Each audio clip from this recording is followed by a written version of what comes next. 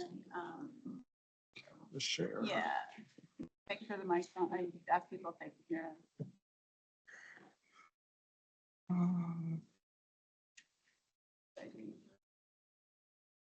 And just ask everyone if they can hear us. Can you all hear me okay? Next out of that. Can you all hear me on Teams? Yes, we're good. Yes, okay, great, excellent, thank you. Thank you so much. Hey, everyone, well, welcome. Thank you all for being here today, and I hope it's a valuable session together. My name is Kevin Carr, and I teach in the marketing department in the College of Business, where I am the coordinator for the business communication program, and I also teach business communication classes. Today, we're going to talk about teamwork, and the reason I chose this topic is because I found many of our students, well, first and foremost, because employers are seeking this important skill, and more as students get encumbered in the virtual world, they have less and less real world team experiences, I find, and not that you can't have valuable experiences on teams, on virtual teams, but there are a lot of skills that they want to develop, and we want to make sure that they are prepared and strong in those skills as they enter the workforce. So I'm just going to start with a couple of questions for us to reflect on today. And I'm going to ask by show of hands, and feel free to jump in on Teams if you would, please. Peggy, are you monitoring the chat? Yeah. Okay, cool, awesome. So if you have experience working with teams, I'd love to hear about it. Just as a conversation starter, are you satisfied that your students are getting the most out of the team projects or not? And maybe what are some of the problems or issues that you find your students encounter when working on teams? Let's talk about it. Yeah, go for it. Can we use the mic? Oh, please, yeah, absolutely, sure. I'll be over. And we can just pass it around. This is for people on Teams. Awesome. You can just pass it around. Next. And tell me your name, since I don't know that I know you. I'm Sneha Vanga. I'm an instructor in the Mechanical and Aerospace Engineering department. Awesome. So we have a class, Rocket Propulsion, where students work on team projects. Ah, What I've noticed is some students put in most of the work. If it's like a team of 4 or 5 students, one or two students do most of the work and the other students don't do anything at all. yes, very, very common, isn't it? That students will complain that they are not, the work is not divided equally, or that some students are just, disappeared and not engaged at all. Any other experiences or issues you've had with teams? Yeah. And then we have some online after Bonnie. Okay, I'm Bonnie Laster, psychology. I have found that with my team projects and my advanced topics class, which are my graduating seniors, they seem to work pretty cohesively in teams and they tend to spread the work out fairly evenly. However, that's a really small class and it's graduating seniors. For younger learners, and more intro classes, definitely, I think the social loafing that can occur in teams is a big issue. I'm glad to hear that you find that by the time they are upper class, in the upper classes, that their maybe experience has developed enough that they are demonstrating positive team behaviors. That's excellent. Anyone else want to share? Anyone on Teams or anyone else want to share? Online there are. Yeah.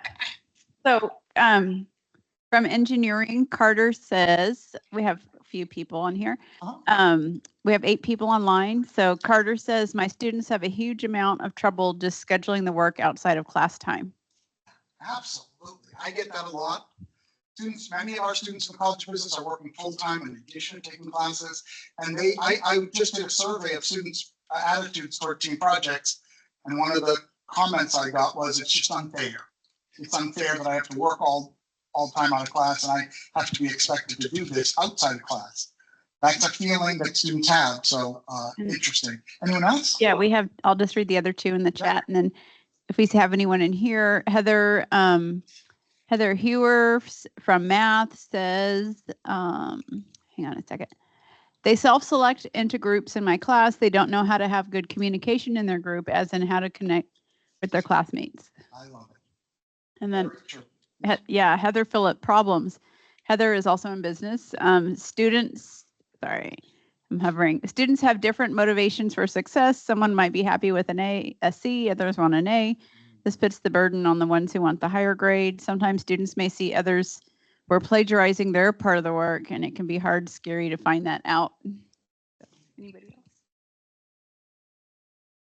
Okay. Well, what I'd like to do then is I'm going to share with you an activity that I use to teach effective team communication skills through failure. That's right. Through a failed team communication exercise, they learn some of the problems that they most often encounter, and they learn how to overcome it with strategies for success. I don't tell them up front, by the way, as I've done for you all, that this experiment is about to fail. But what I do is let me explain the activity, and then using some of our participants today, I hope some of you might help participate in this activity to demonstrate how it goes. I'd like to demonstrate the activity that I do with my students so that you can kind of see how it works, and then some of the strategies that we teach to overcome some of the problems. So the first thing I do is I share this prompt with students. I tell them that they're going to be assigned to a small team. I tell them, because we're a business school, you can adapt this for your context, but I say that imagine you're working for a professional company and your boss has presented you with a business problem that the company is facing. You and your team members will work together to reach a consensus on the best possible proposed solution to the problem. You've been told by your boss that everyone on the team with the best solution will receive a raise and a promotion. So there's an added sort of incentive to kind of get them motivated. I also say before the meeting begins, each team member will be given a different specific role that you'll be asked to play throughout the meeting. So I tell them, you're not going to be yourself in this meeting. You're going to be given a part that you're going to play. And so you're going to play that throughout the meeting and just see how it goes, see what happens. I tell them not to share any details about their specific role with the other team members, but just play the part consistently throughout the meeting. I also say we're only going to have about 10 or 15 minutes to meet. And so I want you to do your best to come up with an idea within that time frame, but everyone on the team must agree unanimously with the decision. So it must be a unanimous team vote and team decision that this is our proposed solution to the problem. Okay. Are there any questions on the kind of framework for the activity? Because we're going to try it here. We're going to try it here in a second. Up yourself. I did, yeah. I totally did, yeah. So any questions on the framework for it, for the assignment? Okay. So now what we're going to do is we're going to role play. We're going to practice what my students practice, so you can kind of get a feel for how this exercise works. And in order to do this, I need 4 volunteers. Brave souls, hopefully in person, but I think it can be online if we need it to be, but yes. It's going to be harder online just because I need to tell them something. But I could probably put so that the others don't know. You won't know what your other team members' roles are. So So you did 4? 4, yes. Are 4. Come on up, then, come on up. Now, are they going to be on camera to be seen, or how are we going to do this? Can people see the camera? Yes, you can. We're kind of tiny, but All right. if you don't mind using the mic. Of course. Okay. Talk show host. Awesome. We'll do it. We'll do a talk show host. Okay. So what I'm going to do, what I normally do is I divide up the class into groups of 4, and I give them a number 1 through 4. So I'm going to do that here. 1, 2, 3, 4. And then everyone has a number, and then I call up the groups one at a time, the 1s together, the 2s together, the 3s together, the 4s together. The 1s are roll 1, roll 2, roll 3, roll 4. What I'm going to do now is just whisper, because I usually have it on a piece of paper. I don't have the paper with me. I'm just going to whisper what the role is to each person so they know. They're not going to tell the other team members. They're just going to play that role in the meeting. Okay? Sounds like fun. It is fun. Okay. Yeah, don't listen.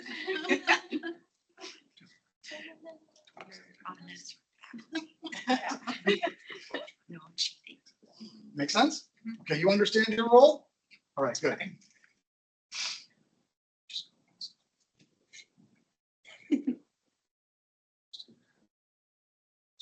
like a game.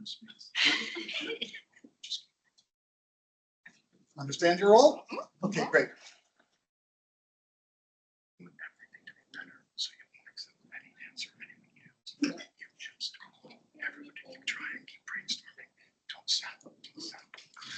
Make sense? You understand your role?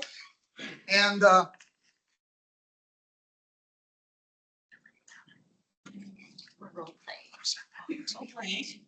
Got to the best part then. Yeah.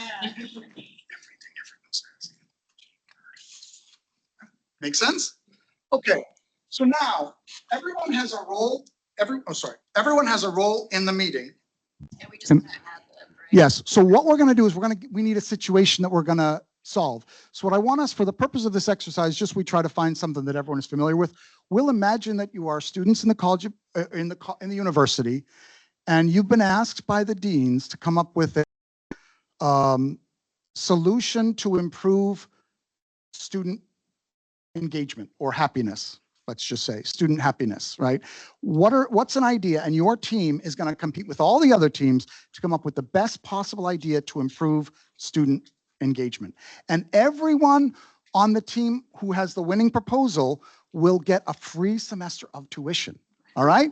So we excited about this? Are we excited? Okay, good. Now, what I'm going to do is turn it over to you guys and let you just have a brief meeting to discuss the proposal. See how it goes.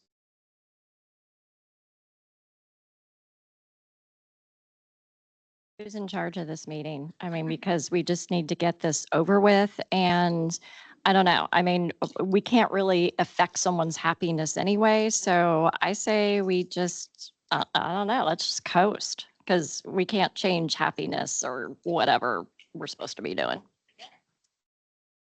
I think we can try to come up with a good idea, but it needs to be like a really good idea to make sure that as many students as possible are happy. So I'm open to suggestions if you guys have any.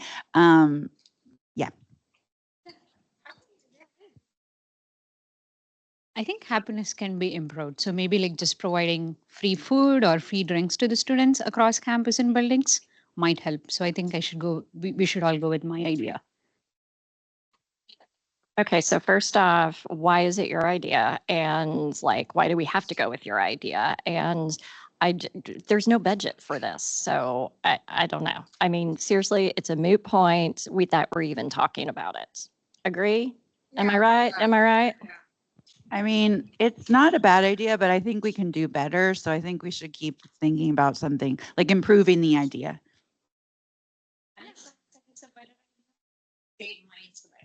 I think we can do better.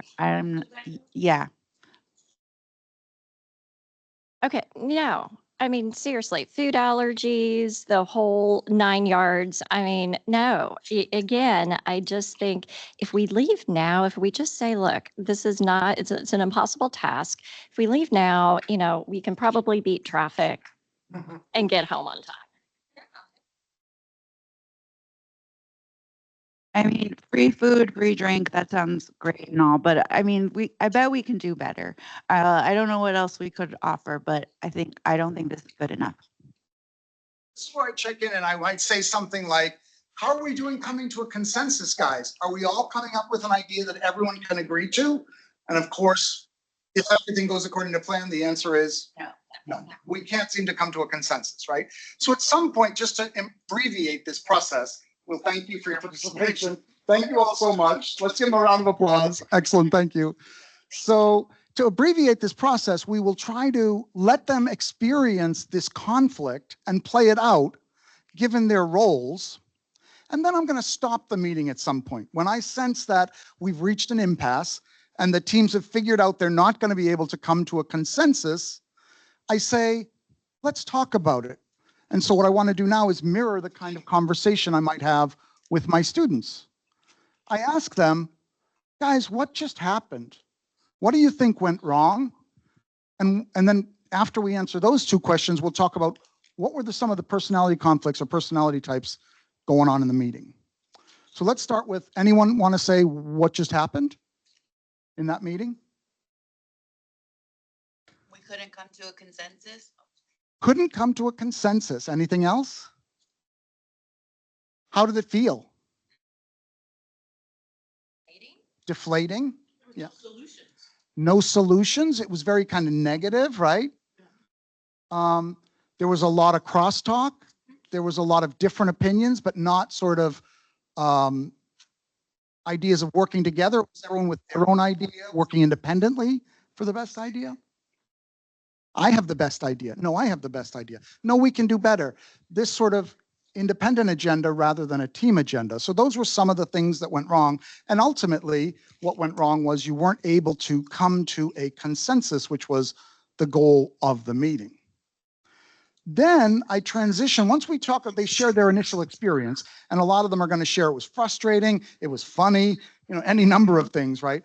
Like one of the prompts I give is for the person who is checked out, which was, I think you, I say, you're on your phone looking for another job during the meeting. So I have them literally not paying attention, and there's sort of some comic stuff going on there.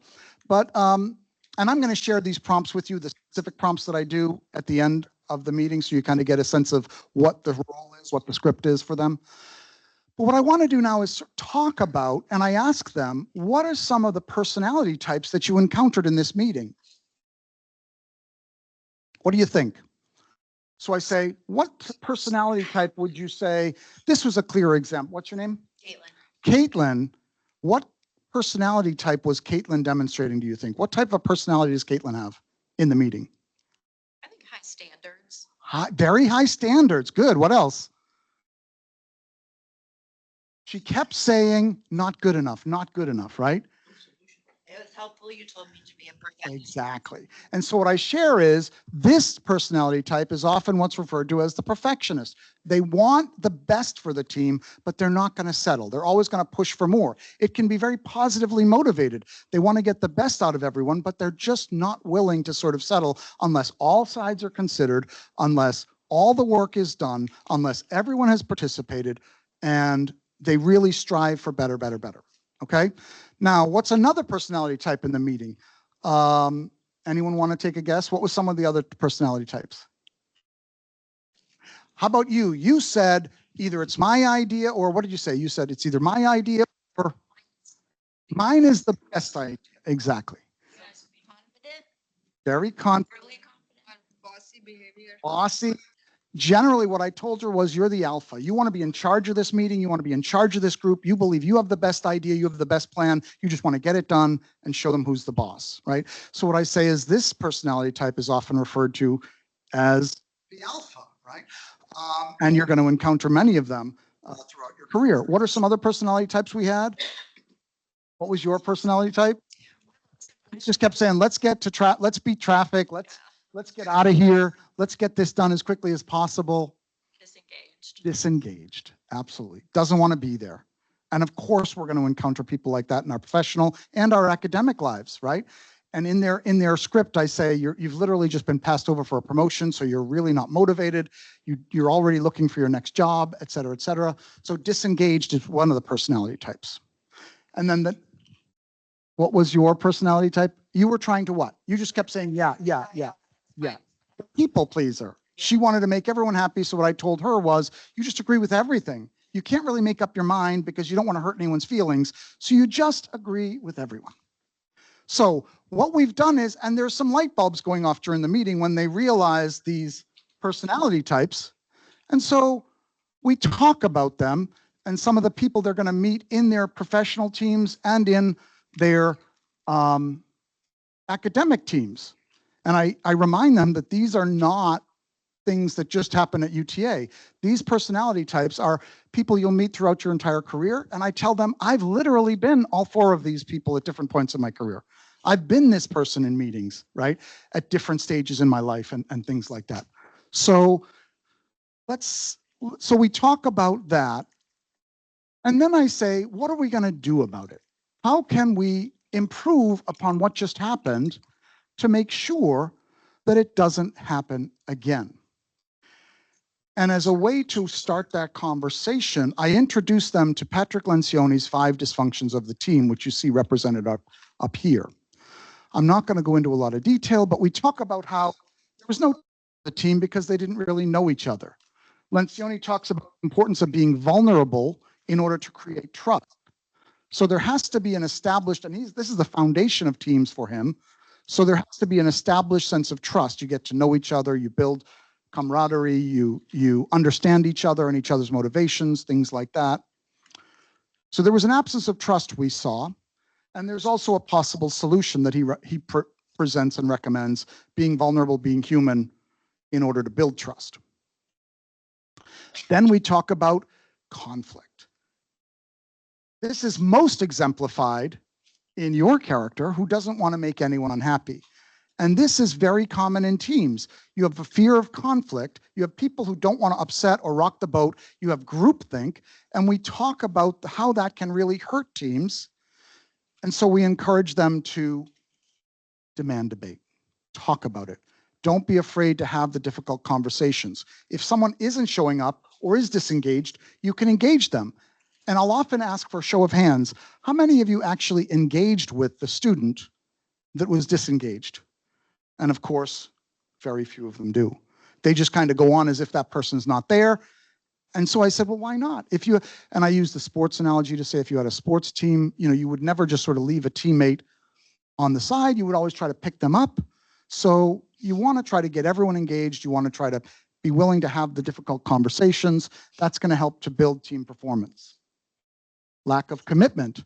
Everyone has to be committed, clear on the goal, and clear on when we're done. So again, if we kept coming back to closure in terms of, we need to come to a consensus, guys. Where is the end point for this meeting? Focus on closure, focus on clarity of our role and our goal. That's going to help this team to be more successful. Avoidance of accountability. You have to make sure everyone is willing to be accountable toward the goal and talk about what everyone's responsibilities and roles are on the team. And when there are problems and people are not accountable, you have to be willing and able to address it in a meeting. And then finally, if we're focused on personality conflicts, which is pretty much what happened in this meeting, we're not focused on outcomes, we're focused on conflict and personalities. So we kind of go through and demonstrate. I use this as a way to demonstrate what just happened and what you might do differently. How are we doing for time here? Okay, good, perfect, awesome. And then I also bring in the context. We would have covered emotional intelligence in a previous class, but I then tie it into the importance of emotional intelligence on teams, being aware of what's going on in yourself, being aware of what's going on around you, being aware of and able to manage what's going on in yourself and the dynamics of others. These are going to be key and critical to your success within teams. So this is also strategies you can use in order to avoid some of the most common pitfalls that you'll encounter.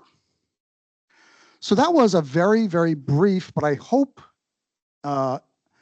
interesting example of one way that we can help our students to understand the conflicts that take place in teams, and also perhaps develop better strategies for dealing with them.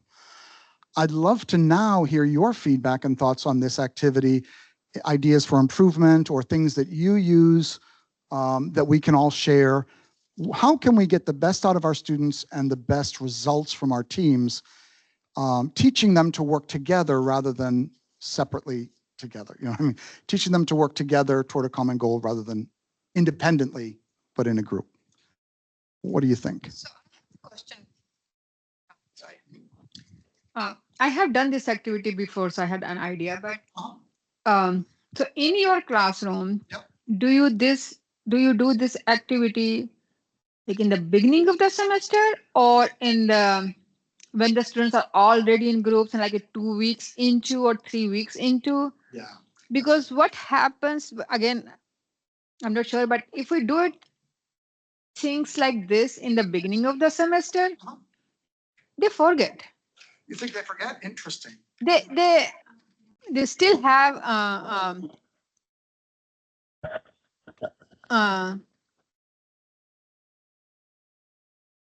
I mean, in the beginning of the semester, maybe they just take it as a fun or I have one activity, but or is that the case with you, or this? Well, it's interesting because I do it about a month into the semester Mhm. in our kind of second module, right before we start the team project. Okay. So what I do is I introduce it as a way of talking about team communication, and then I assign a team project that they're going to work on for the rest of the semester together. So this is not the only way I teach it. I kind of teach this function and then I teach function. So in the following class, I'll tell how to do it right. I'll give them more specific strategies for effective team meetings, effective team communication, problem solving, chartering, all these strategies that can help them succeed. But what I find is it really does set the ground for what not to do and what to avoid as they progress.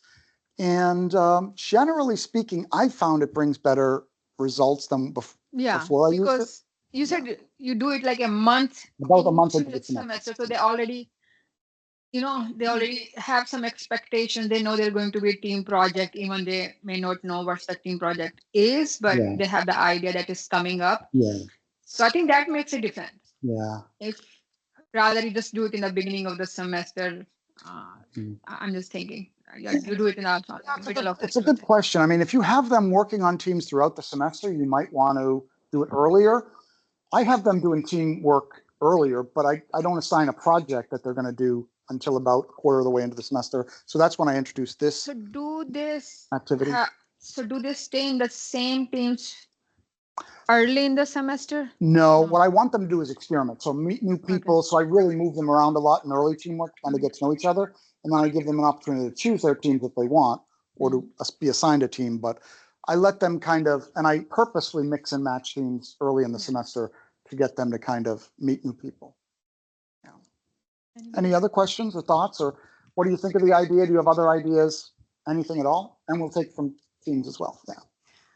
I really liked how you introduced like the typical archetypes, the loafer and the alpha and so forth, because I don't know that students necessarily think about that. I'm sure they've experienced They have it, experienced it, but actually putting identification with it, I think helps them realize, okay, this isn't an anomaly. It's not just the groups they end up with. And it also might have students start to wonder, well, maybe I'm the loafer or Exactly. Yeah. And, Yeah. but I do have a question though. So you said that the next class session, you Yeah. talk about the more adaptive, strategies, exactly. yes, Correct, yes. Can you talk about what Sure. you do in that next session? Sure. So in our next session, we're going to say, okay, forget everything you just learned.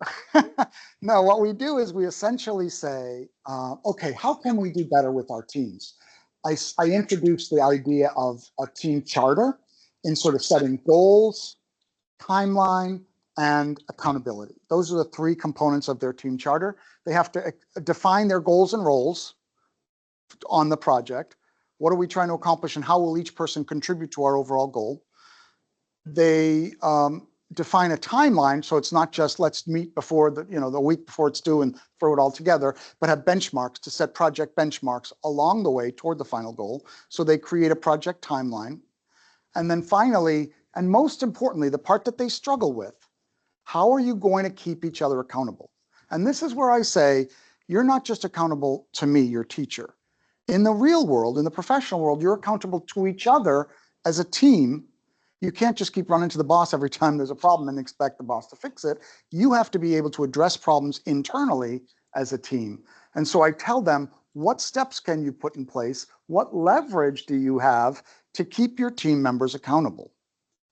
And that word may be unsettling to some, but quite frankly, there is leverage in the team communication process in the form of an assessment. I give the students a chance to assess their team members, and it counts toward 10% of their grade. You may not do that, but I say, well, it may be reflected in, and so maybe you say, if you miss a meeting, there's such and such a penalty. If you fail to meet a deadline, whatever. But my advice is put it in writing. Put the expectations clearly in writing so that if there's a problem, you can refer back to it. Don't just sort of discuss it and have no record of it. You want to sort of put these things in writing. So I say, put the team expectations as clearly and specifically in writing as possible. And you want to kind of avoid the stuff like, we'll be truthful, we'll be honest, the higher overarching sort of, vision statements are less practical than some more. So that's one thing they do.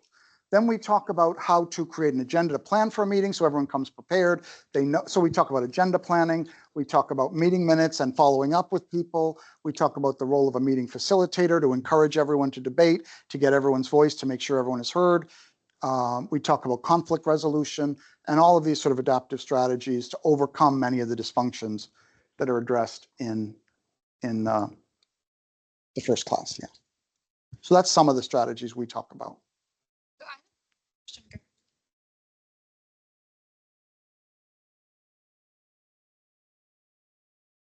This activity in the class that you are doing, it fits perfectly because your class is communication. It's perfectly from my it- class, exactly, yeah. It's a part However, of your, it's so part of my have you curriculum. done this activity in any other class? That's a great question, and I have not. I'd love to hear from others who maybe have team projects that they do it in different settings or contexts, something similar or different. Yeah, But no, because I was thinking from the Absolutely. time perspective, like you may how not have a much full class to full give to. class Exactly. Yeah. to give to this when you have other Exactly. content to cover. Great In your question. class, this is the part of Right. content. You can get this done, I suggest, in as little as 10 minutes for the activity, 10 minutes for the discussion. Yeah. So you can theoretically get it done in 40 minutes. Did I say 40 minutes, 20 minutes? Theoretically, at a minimum, if you didn't have a ton of time to give to it. But I think if it's something that they're going to be doing in a project, especially, it's really important to cover. Yeah, and you know what's coming to my mind right now, the solution. I was Yeah. just thinking, how can we do it quickly in our classroom? Yeah, yeah. Especially like in my classroom where I have 100 to 200 students sitting and they do the team project, Mhm. and we cannot spend the whole period on this, Right. but we can show a video Mhm. of like these 4 people who are discussing this, And you and could then analyze the let video. the student discuss, hey, what's happening in that Yeah. that That's another strategy. team, that like let's spend 10 minutes talking about it. That's what's happening here and how can we make it better. That's a So that definite would other be, approach. I love the experiential, element of this activity, but absolutely you could analyze it sort of through a video and Like- analysis. Yeah, sure. Yeah. Heather is in the math department and she says, my students are mostly freshmen. If you have a student who will not participate, stops coming to class, how do you address group grades in Canvas? Do you ask the students to regroup into another group? I have a multi-part submission, so once the group submits something, moving the groups is harder. Yeah, that's a great question. What do you all do first? I'll ask, what do others do? How do you deal with students that just stop showing up or don't participate or just drop the class in a team project? Or freedom, yeah. I do peer assessment like you. If the other students in the group say they are not participating, they get a lower grade. It's not one grade. It's all, yeah. Absolutely. That's why it's important in that charter, and I make them submit the charter, put it in writing. What are your expectations? If a team member doesn't meet the expectations, you have written documentation and that they signed and agreed to that they haven't met. So that would allow for a failing grade. Now, some of them will come back to me and say, can I just do the project myself? That's not the purpose of the project. That's not the goal. You can't just do it yourself. But yeah, I mean, unfortunately, to complete the project, you have to demonstrate, there's specific project goals and deliverables like communicating on a team, overcoming conflict, et cetera, that if they don't complete, they don't get the grade. So yeah, that's what I would recommend. Carter in engineering says, I start with large enough groups, they can still complete. Yeah, awesome. Yeah, so it's possible. That's another strategy. Yeah, exactly. I used to do, I think, groups of 6 so that if one drops off, it's still a feasible project. You could also create bigger group sizes to accommodate for if one drops, the project is still manageable. But I also share, this is something that you may encounter in the real world. Someone gets promoted or someone leaves the company or you're left shorthanded. Everyone has to do a little more work. Is it fair? Does it feel fun? No, but we all realize that sometimes that's part of professional expectations. So, yeah. Any other thoughts on the activity? How are we doing for time? Oh, good. Awesome. Yeah. Do you model, let's say you're in a group and Yeah. there's the stronger personalities. Do you model how